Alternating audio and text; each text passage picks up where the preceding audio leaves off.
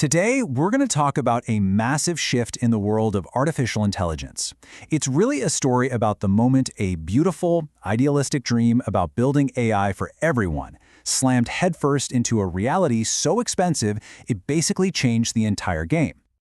So let's start with a specific date, October 28, 2025. This is the day, for all intents and purposes, that a certain kind of idealism died. A line was drawn in the sand, and the dream of building AI purely as a nonprofit had to face a very, very harsh new reality. And to really get what happened, you have to start with this number, $130 billion. Just look at that for a second. What on earth could that possibly be? Well, that is the estimated value of the original nonprofit stake in the new, for-profit version of itself. You could argue it's the richest charitable foundation in history, but it was born from giving up on its original mission. A pretty pricey consolation prize, right? And this gets us to the heart of the matter, the absolutely mind-bending economics of building advanced AI. You see, this wasn't really a story of selling out. For a lot of people involved, it was a story of pure survival. So, here's the main event. OpenAI, the lab that was started on these incredible principles of openness and altruism, officially changed its structure. It became a for-profit company, specifically something called a public benefit corporation. And this is where you can really see the new power dynamic. Take a look. The original nonprofit foundation, it now only holds a 26% stake. Microsoft, their key partner, has 27%. But look at that biggest slice, 47%.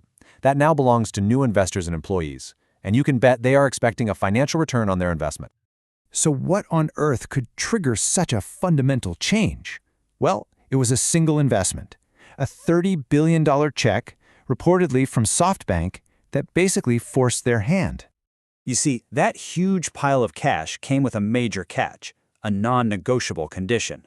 OpenAI had to become a for-profit company. If they didn't, the money was off the table. And in the insane race for AI dominance, losing that kind of capital would have been a death sentence. And this quote just nails it perfectly. It frames the entire decision not as greed or some kind of choice, but as something inevitable, like gravity. The financial laws of building frontier AI just took over. It's not opportunism, it's physics. And here are the numbers behind that economic physics. It's estimated that to pay for all the computing power needed, the AI industry has to be pulling in $2 trillion in revenue every year by 2030. Even with the most optimistic forecasts, there's a projected shortfall of $800 billion. A nonprofit just can't play in that league. But here's the thing. This isn't just about OpenAI. What happened to them is just a symptom of a way bigger trend. The way capital is getting concentrated right now is creating an AI oligopoly, where only a tiny handful of massive companies can even afford to compete. I want you to just stare at this number for a second. 41%. Now think about the huge landscape of American venture capital, thousands of companies all fighting for a little bit of funding. In that context, this number is just wild. Because what it means is that nearly half of all VC money in 2025 went to just 10 companies. And get this, 8 of those 10 were in AI. Capital isn't spreading the love anymore. It's picking its champions and it's creating kings. And if we zoom in even closer, you can see that 70% of that AI money, we're talking $50 billion in just one quarter, is going to the big horizontal platforms. These are the companies building the massive foundational models that pretty much everyone else is going to have to use. So the takeaway here is crucial. You've got investors placing enormous bets on a very small number of platform winners. At the same time, all the companies trying to build cool applications on top of those platforms, they're getting way less money. Even though there are twice as many of them, the market is splitting in two. Okay, so this isn't just about money on a spreadsheet. This consolidation is having real-world effects, and it's reshaping entire industries through something called vertical integration. A perfect case study is the partnership between NVIDIA and Uber. Think of it like a complete technology stack that they control from top to bottom. NVIDIA provides the raw computing power, an AI lab provides the actual model, the brain, and Uber provides the massive real-world distribution network for things like autonomous cars. They control the whole chain. And the result of this? You have major established car companies like Mercedes-Benz and Stellantis basically throwing in the towel.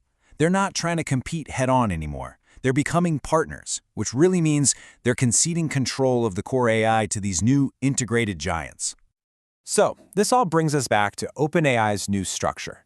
Is this public benefit corporation thing a real, genuine attempt to keep that original mission alive?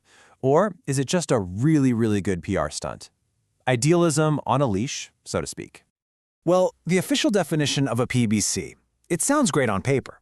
It's a for-profit company that is legally required to balance making money for shareholders with creating some kind of public good. But the devil's in the details, and the enforcement for this stuff can be really vague. And that vagueness leads you to two totally opposite ways of looking at this. The optimistic take is that this is a brilliant new corporate model for responsible growth. But the cynical read? It's that this is just a reputational shield that lets a company chase profits like any other, but while wearing a halo of public good. So, given this huge change and all these tough questions, where does the AI industry even go from here? We can kind of imagine three pretty different futures playing out. All right, so in the best-case optimistic scenario, this PBC model actually works. It allows for amazing breakthroughs while the nonprofit board keeps things in check. The base case? Well, it's that PBCs just end up acting like regular corporations and public benefit becomes a meaningless PR buzzword. But in the pessimistic scenario, this new AI oligopoly gets so powerful that it just steamrolls regulators and optimizes purely for profit, right up until a major disaster happens. And that leaves us with the one central, trillion-dollar question that this whole story is really about. When you take a mission like public benefit and you bolt it onto a rocket ship fueled by trillions of dollars of capitalism, can that mission actually steer the ship? Or does it just end up becoming a passenger along for the ride?